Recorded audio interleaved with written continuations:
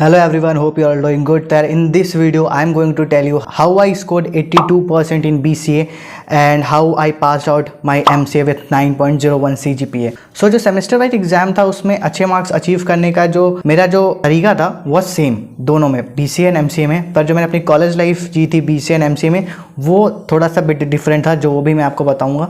So in BCA what I did, मेरी coding अच्छी थी. आपके फर्स्ट ईयर सेकेंड ईयर में भी एक एक प्रोग्रामिंग लैंग्वेज होती है. Like in our first year it was C and in second year we have C++. और उसका half course like first semester में होता है, हाफ सेकेंड सेमेस्टर में होता है. कोडिंग मेरा अच्छा था, वैसे मैं जावा का स्टूडेंट था. मुझे C में थोड़ा से स्टार्टिंग में प्रॉब्लम हुई थी बट आई गेट इट. उसके बाद जो बाकी सब्जेक्ट्स होते हैं वो मोस्टली थ्योरीज होती हैं.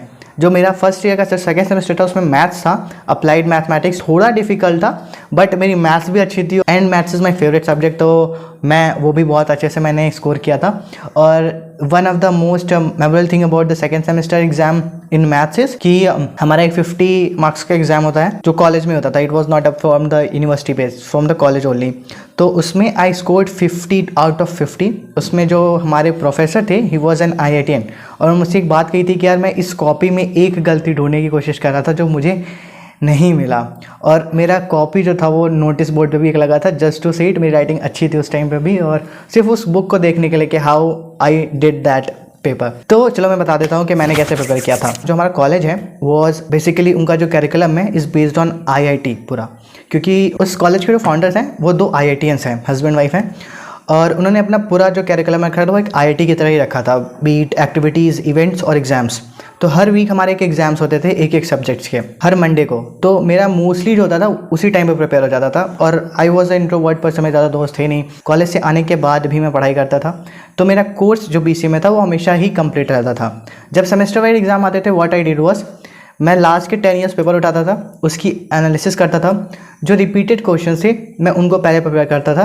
साथ में मैं अपने साथ एक सिलेबस रखता था, पूरा हर सब्जेक्ट का एक सिलेबस होता था कि इस सब्जेक्ट में ये टॉपिक्स हैं जो हमारे कोर्स में हैं. After papering those previous year questions मैं उस सिलेबस में से वो टॉपिक्स जो छूट गए या जो उसमें नहीं थे उनको भी पेपर कर लेता था.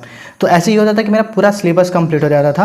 पहला तो वो जो इंपॉर्टेंट है, मतलब जो हमेशा आता है वो, और सेकंड जो बचा है उसको भी मैं प्रिपेयर कर लेता था ताकि अगर कोई क्वेश्चंस आ भी जाता है प्रीवियस ईयर से नहीं आता है, अलग से आता है, तो भी मैं उसके लिए प्रिपेयर रहूँ. तो इस तरह मैं अपना A+ लेके आ जाता था मोस्टली सब्जेक्ट्स में.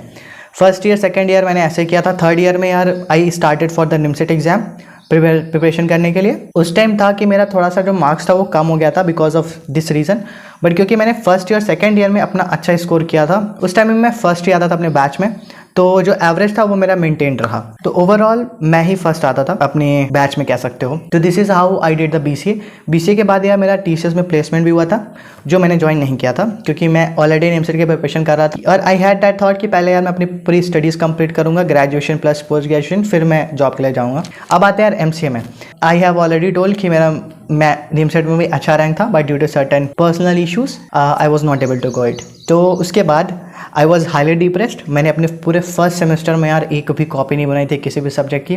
वो जो बीच का जो सेंटर पेज होता है ना रजिस्टर का, कभी उससे ले लेता था कभी उससे ले लेता था और उसमें नोट्स बनाता था. आई वॉज लाइक कि मैं नेक्स्ट ईयर ना कॉलेज छोड़ दूंगा, या मेरा ये था कि यार मैं नेक्स्ट मंथ छोड़ दूंगा. बट क्योंकि मेरी फ़ीस पूरी सबमिट हो चुकी थी एक साल की, मैं पेरेंट्स लेंगे कि अरे इतने पहले फ़ीस मैंने जमा कर दी और तुम अब जा नहीं रहे हो, डांट वाट पड़ी मुझे बहुत. देन आई वाला कि यार मतलब फालतू में पैसे, अब फालतू क्या, पर चलो ठीक है पैसे वेस्ट हो रहे थे, अगर कि चलो अब कर ही लिया तो कर ही लेते हैं. तो इन MCA मैंने जम के बंक मारा था 2-3 क्लासेस, मतलब कुछ क्लासेस छोड़ी थी. MCA में I got 3 state level medals in sports. तो मुझे स्पोर्ट्स बहुत ज़्यादा पसंद था. मैंने एक गोल्ड मेडल लेके आया मैं अपने जेवलिन थ्रो में, एक लेके आया मैं शॉर्ट पुट में, और एक सिल्वर मेडल लेके आया मैं वो आई थिंक रनिंग या शॉर्ट पुट वाले में था. तो I got 1 gold and 2 silver medals. और उस टाइम भी मेरे marks as you can see 9.01 CGPA थे. And how I achieve that was, क्योंकि मैं BCA में भी पढ़ाई करता था. MCA में आई बोला कि मैं पढ़ाई पर ध्यान दूंगा पर मैं वो चीज़ें भी करूँगा जो मुझे अच्छी लगती हैं. As I said I was not good mentally, I was depressed. तो आई बोला कि मैं वो चीज़ें करूँगा जो मुझे अच्छी लगती हैं. तो कॉलेज में स्पोर्ट्स इवेंट्स होते रहते थे, तो अगर आप स्पोर्ट्स में जाते हो या किसी अच्छी एक्टिविटी में जाते हो तो आपको अटेंडेंस मिल जाती है। तो मुझे अटेंडेंस मिल जाती थी। मेरा BCA और MCA में भी यार अटेंडेंस 97-98% रहता था हमेशा, क्योंकि मैं स्पोर्ट्स खेला था, मुझे अटेंडेंस मिल जाती थी और उसमें भी मेडल लेके आया मैं। तो उस टाइम अब मैंने MCA में क्या किया था कि यार जैसे अगर कल एग्जाम है, जैसे मंडे वाला एग्जाम होता था, तो मैं सैटरडे में संडे में पढ़ लेता था, क्योंकि एक ही सब्जेक्ट का था, 2-3 यूनिट आने थे, थोड़ा मोड़ा तो आता ही था मुझे। तो आई बोला कि मैं सैटरडे और संडे में पढ़ लेता था। जो सेमेस्टर वाइज जब आता था I did the same thing कि वही मैं 10 ईयर्स पेपर उठाता था, पेपर की एनालिसिस करता था, उस टॉपिक को जो भी क्वेश्चन उसको पढ़ता था, उससे रिलेटेड जो टॉपिक थे उसको पढ़ लेता था। फिर जो सिलेबस में टॉपिक है जो मैंने उसमें नहीं कवर किए वो पढ़ लेता था। तो मेरा ओवरऑल पूरा सिलेबस कंप्लीट हो जाता था, फिर जाके एग्जाम दे देता था। सेमेस्टर एग्जाम के लिए मैं यार 1 महीने पहले से स्टार्ट कर देता था पढ़ना, क्योंकि हमारे कुछ 5-6 सब्जेक्ट होते थे। तो वो डिपेंड करता था कि 1 महीने पहले स्टार्ट कर रहा हूँ या 1.5 महीने पहले कर रहा हूँ। अगर मुझे लगता है कि अगर मैं कुछ बहुत ज़्यादा भी लाइफ में नहीं कर रहा हूँ या कोई और चीज़ें नहीं कर रहा हूँ, तो मैं 1.5 महीने पहले या 1 महीने पहले स्टार्ट कर देता था या 2 महीने पहले स्टार्ट कर देता था। During the course as well मैं थोड़ा थोड़ा पढ़ता रहता था। यार अगर तुम फ्री हो, कुछ नहीं कर रहे हो, तो ऑब्वियस सी बात है तुम रजिस्टर उठा के नोट्स पढ़ोगे ही पढ़ोगे। One more thing that I was doing it कि जो बाकी स्टूडेंट थे वो क्या करते थे, वो एक पतली सी बुक आती जिसमें सारे क्वेश्चंस, मतलब प्रीवियस ईयर क्वेश्चंस होते थे, उसका सॉल्व क्वेश्चंस रहता था, वो पढ़ते थे। और मैं अपने सब्जेक्ट का बुक लाइब्रेरी से उठा के लेके आता था, उसमें से नोट्स प्रिपेयर करता था और उससे मैं पढ़ता था। तो उससे क्या बेनिफिट मिलता था कि जब तुम एग्ज़ाम में बैठोगे तो मोस्टली सभी इस बच्चों ने वही पतली वाली बुक से आंसर्स लिखे होंगे।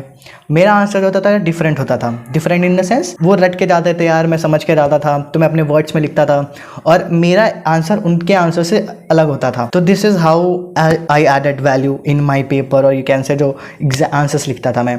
तो तुम भी अगर ऐसा स्कोर करना चाहते हो यार, तो वो आंसर मत लिखो या उस भीड़ में मत लो, इसमें सब चल रहा है। Do something different. One more thing is from class 4th तक नहीं, मतलब 1st to 4th वाले में बहुत बेकार था, क्योंकि मैं पहले हिंदी मीडियम में था, फिर मैं इंग्लिश मीडियम में आया था, तो बहुत बेकार जाता था। 5th के बाद से आई पिक अप दैट, क्योंकि मैं इंग्लिश मीडियम में आया था और मैं उस टाइम अच्छा नहीं था। 5th के बाद से यार मैं हर बार क्लास में फर्स्ट आने लगा था। तो beat 5th 6th 7th 8th 9th 10th 11th 12th school time पे मैं फ़र्स्ट आता था। फिर जब ग्रेजुएशन में तब भी मैं फर्स्ट आया, पोस्ट ग्रेजुएशन तब भी मैं आया।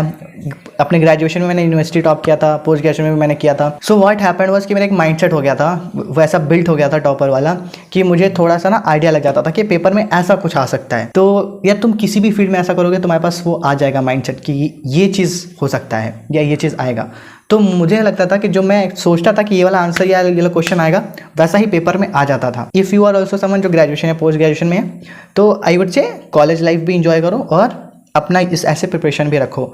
और टू टेल अबाउट कि क्या ये मार्क्स मुझे ज़िंदगी में काम आया, देखो ये मार्क्स सिर्फ मुझे एलिजिबिलिटी क्राइटेरिया देते थे किसी प्लेसमेंट में बैठने के लिए, या फिर अगर मैं किसी गवर्नमेंट जॉब में अप्लाई करता हूँ, I don't have to think about कि यार अगर उसमें एलिजिबिलिटी क्राइटेरिया 60-70% है तो मैं परेशान होऊंगा, अरे मेरे 60-70 नहीं है।